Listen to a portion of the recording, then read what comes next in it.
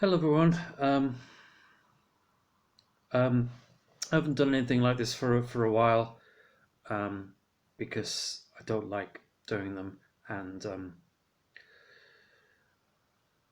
I don't like watching myself on camera. But I want to try and make more of an effort and do more things like this, and I guess promote stuff that I've done in the past. And there's something that I wanted to read to you in particular that is quite timely with everything that's going on with everything in the UK and Brexit and everything. I wrote a book uh, a while back, a couple of years ago, and I wrote uh, about Brexit in it. So I want to read you a bit from what I wrote back then, and this was 2 years ago, but I actually wrote this 2 years before that.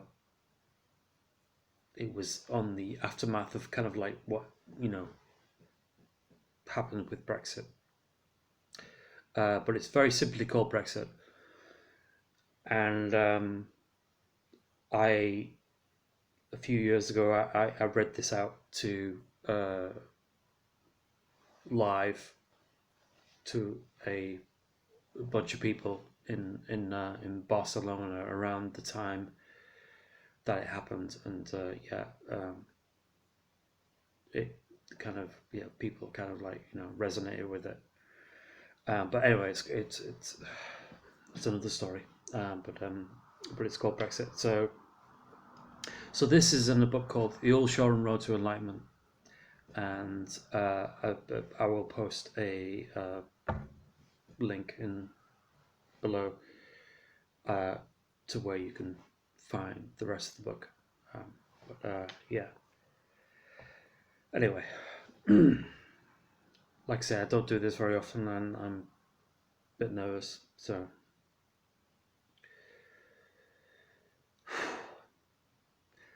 ever since the UK voted to leave the EU, I've done nothing but apologise on behalf of my country. Mostly online, but especially when I travel abroad. Everywhere. Cafes, restaurants in Amsterdam, Paris, Munich, Berlin, any airport, and even a castle in Slovenia. You can't escape it if you're British. The ironic thing about this whole debacle is, and I am happy to wager a large amount of money, that the majority of Leave voters have A. never left the country, or B. never gone to Spain. Sorry, or B. only gone to Spain. And I'm not talking about Spain, Spain. I'm talking about England, Spain.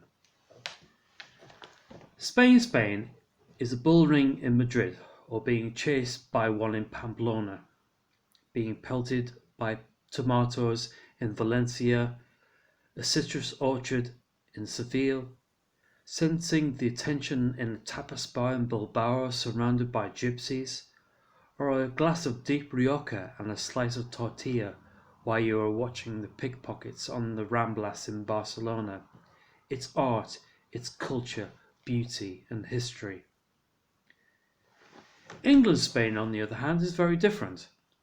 Basically, it's anywhere that has been overtaken by the sort of people from my country that will only speak their mother tongue and expect food like fish and chips, a Sunday roast, a Sunday roast and pie and peas everywhere they go, and will not eat any of that foreign muck.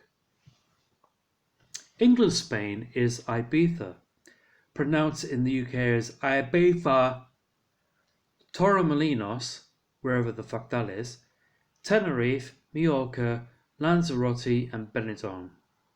This has become so god-awful and embarrassing a place they made a tacky sitcom about it. England Spain is horrible. It smells of cheap booze, sick, and mild tragedy. The people that insist on only going there for their holidays have complete blind faith about getting our country back, and the fact that the country wouldn't fall apart if all of these foreigners weren't working there. Whether it be jobs in the service industry at the very basic level or high-ranking medical professionals, our country needs them to function. These Leave voters might be ignorant and generally of low education, but they were also lied to. Entitled, smug, privileged, powerful men got in a big red bus and told poor people lies so that they could have even more entitled, smug, privileged power, even though they knew it would make those poor people poorer. You just have to tell them about the loss of the EU trademark protections that will be lost and see the gradual realization that flashes across their face when they learn that traditional British products like Cornish pasties, Stilton and Melton Mowbray pork pies, Jersey Royal potatoes, clotted cream, actually you can have that one, Welsh lamb, Cumberland sausages, cheddar cheese are no longer protected and now can all be freely made anywhere else in the world and called as such. I didn't like Brexit, and I suspect that if you are reading this and subsequently not a moron, you didn't like it either. But despite people's protestations, there isn't anything we can do about it now. Predictably, the people responsible for all of this have fucked off. It's been managed by other clueless pricks and has turned into a shit show. That has continued in the years that I've written this. It's turned into a shit show. And ironically, the people who voted to leave are not going to completely get what they wanted either. They're not, are they? Because, spoiler, politics is a thing. It is increasingly looking like we are looking at a Schrodinger's Brexit. Just like the cat. We are intended to be neither in or out, dead or alive. This is sadly our destiny. Thank you, David Cameron. This could have been updated by lots of other different stories and ridiculousness that's gone forward, but I shall leave it there and give you this. And but yeah, this is one of the many things in the Old Shoreham Road to Enlightenment, and the link where you can get it will be in the description. And thank you for this. I will try and do more stories from that book as we go on. I'm trying to be more interactive.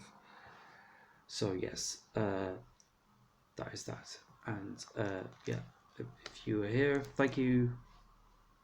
Like it, subscribe, and I will talk to you again. Thank you very much.